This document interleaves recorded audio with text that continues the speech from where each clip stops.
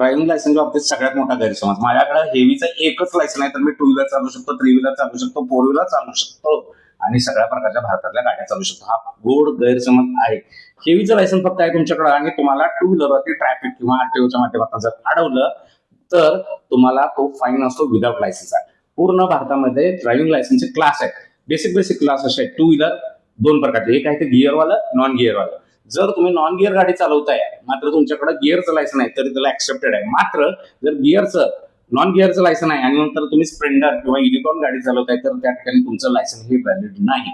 Same प्रकार आहे तर 4 व्हीलरचा. 4 व्हीलरचे 2 क्लास आहेत, एक LMV आणि LMV TR. LMV TR मध्ये पण 2 क्लास आहेत. LMV TR गुड्स म्हणजे माल वाहतूक करणारी गाडी आणि दुसरा आहे ते LMV कॅब, ज्याच्यामध्ये तुम्हाला पॅसेंजर्स कॅरी करता येतात. सेम तसंच रिक्षासाठी आहे. रिक्षाचे सुद्धा 2 क्लास आहेत, एक आहे ते 3 व्हीलर गुड्स म्हणून आहे, 3 व्हीलर कॅब म्हणून आहे.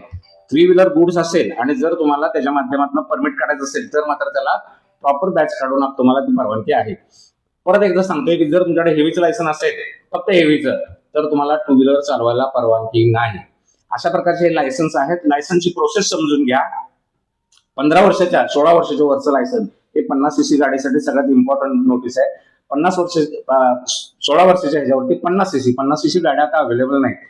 तरी सुद्धा पालकांना एक रिक्वेस्ट आहे की तुम्ही 18 वर्ष पूर्ण होईपर्यंत सार्वजनिक वाहतूक, PMP, PMPL यानंच 18 वर्षापर्यंत मुलांना प्रवास करू दे. त्यानंतरच त्यांना रोड सेफ्टीचं महत्व कळेल. जर तुम्ही 15 वर्षे 16 वर्षे फोर्सफुली काही ना काहीतरी आमिष दाखवून जर लायसन काढत असाल तर तुम्ही एकदम चुकीच्या दिशेने जात आहात. लायसन बद्दल काही क्वेरी वाटली तर तुम्ही कमेंट बॉक्समध्ये 100% टाका.